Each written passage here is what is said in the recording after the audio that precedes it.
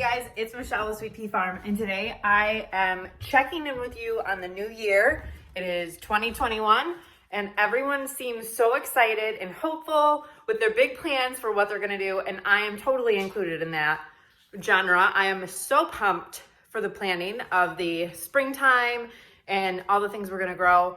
So let's talk about it. If you haven't already, make sure you hit the subscribe button and ring the bell if you want to get updated with notifications of when we upload videos. We're still waiting on all our sheep and goats to lamb and kids, so there will be tons of baby content as soon as they decide to release them. So make sure you hit that subscribe button. And if you like what you're watching or you think your friends might, make sure you share our videos. It's a huge help and we truly appreciate it. So as most of you probably know, all of the seed and chicken catalogs are starting to arrive in our mailboxes, filling up our spaces where we get a moment to sit down and check them out. And I'm trying really hard to be good and be organized about what I need and what I don't need. Seeds being one of the things. As you can see behind me, we do a lot of seed saving. I plant small amounts of most things, so I don't need to load up on a ton of seeds this year. I did buy some tomato varieties that I didn't have and I wanted to snatch up quickly before they went away. So I have bought some of those. And other than that, I haven't really bought much. So I'm in my basement. This is where I started my seeds on December 10th. It is now January 3rd. So I'm going to show you guys what my started seeds look like now. So I have raised one of the lights up here. And these are the tomatoes that I started, that one and that one. It's funny because each pot kind of has one plant that came up and the other two are puny. So I'm probably just going to pull those. The spinach is doing well and looking spinachy. Finally, these are actual like spinachy looking leaves, so they're doing beautifully. The egg gourds were planted from dried egg gourds that I bought off Etsy, and all 6 of the seeds I planted sprouted, which shocked me. So I did separate one of the pots at first to see how it would do, and you can see how big that's gotten. And so these ones were recently separated because I wanted to make sure that I didn't kill them by separating them. And I didn't. They were fine. This is a really puny marigold. And then you can see back there, those marigolds are doing beautifully. So who knows why or what. I've rotated one under the big light and one under the shorter down light. It's not seeming to make a difference. The basil's back there doing its thing. I have some cuttings from plants that I have been rooting. This is from a vining plant, and I believe it's called a purple Jew that I bought at Aldi's for like $5. And this little branch got broken off accidentally, so I dipped it in honey. That was a trick that my honey taught me. That honey is a natural rooting hormone. And so I dipped it in honey, I soaked it in water for several days until the roots got to be a little bit more than 3 inches. And then I potted it in here and it seems to be happy and living still. So at least this part. So we'll see if that takes off. This is a rooted African violet. The same incident that took this piece off, took a leaf off my African violet that's upstairs. So I dipped that in honey and put that right in the dirt. I didn't put that in water. And then I put it in a bag to really condense the water, which you can see is happening, to give it kind of a tropical environment. And it's on a heat, this heat mat is on, as well as the heat lamp up above. And the heat mat is on because I'm trying to get these, this is dahlia seeds that I started and some of those new tomato varieties. And then I bought this little variegated African violet at one of the stores I sell my goods at. I turned around and it was there and it was so sad looking. So I thought I'd bring it home and try to nurse it back to health. And with some bottom watering, because that's what African violet's like, and some full spectrum light, it seems to be way, way happier. So I'm hoping that that's going to continue. So like I said, we have several sheep, 25 ewes and about 10 nanny goats that are expected to have their babies between now and March. So that could go several different ways. We could have a bunch in January or February, or they could spread themselves out between now and March, which is usually how it happens. Rarely do we have more than one go on the same day, but it has happened in the past. So that'll just be something I'll have to keep you guys posted on.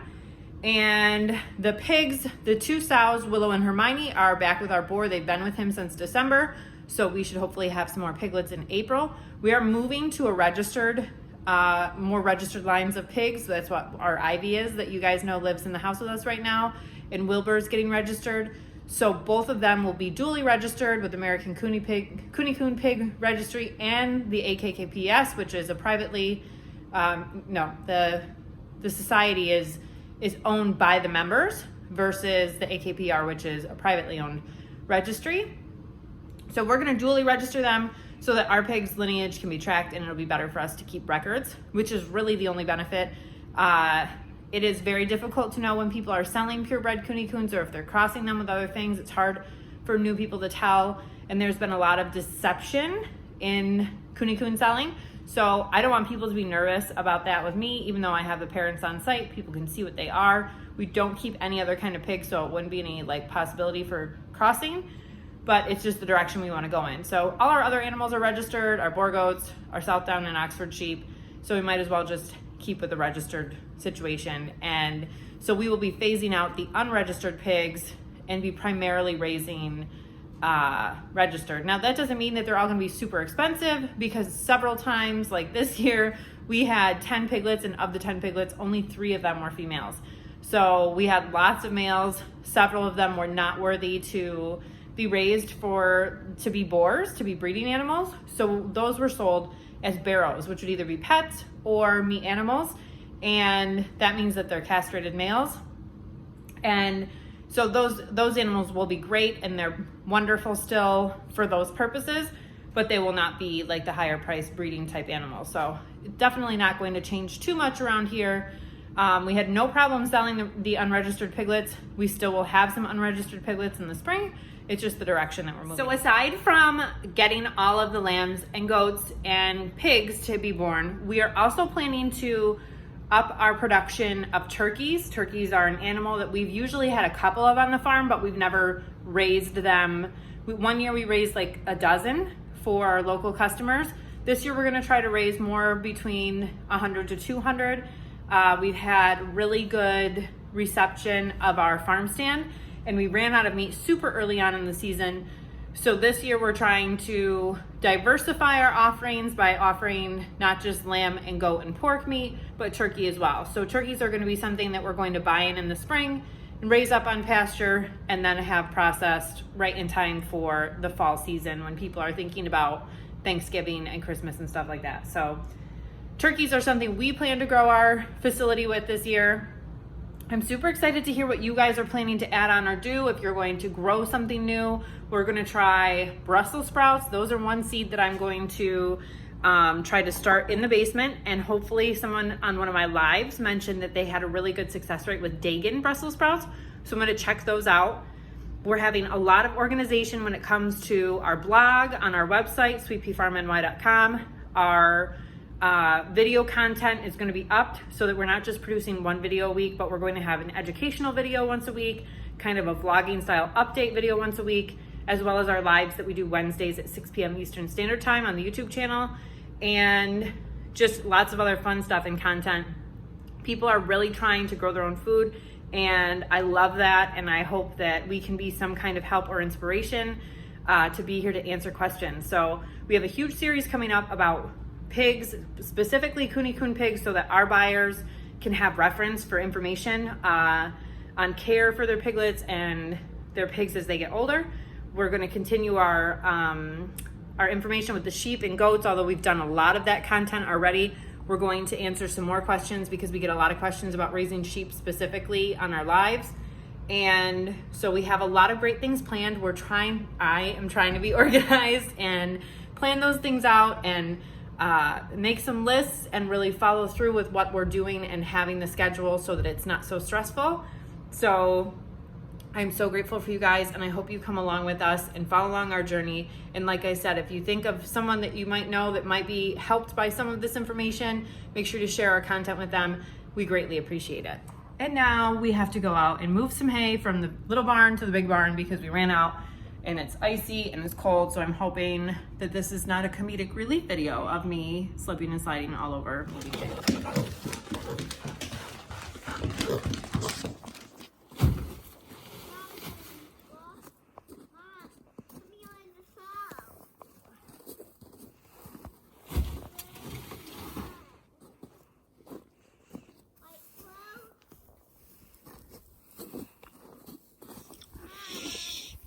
Maddie.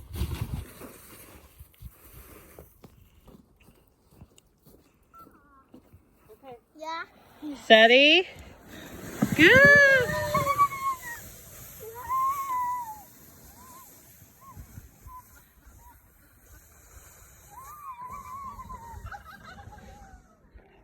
We had to take a little break from the hay loading for some sledding fun. Okay, guys, I gotta finish loading this hay. I just wanted to say thank you so much for hanging out with me. I cannot wait to hear what you guys have planning and hoping for in 2021. What are you gonna grow? What are you gonna get? I can't wait to hear all about it. Make sure you comment below, and I will see you guys soon. Make sure you check in with us Wednesday. We do our lives at 6 p.m. Eastern Standard Time, and then we can chat about anything you want. Thanks so much, and have a great day, guys.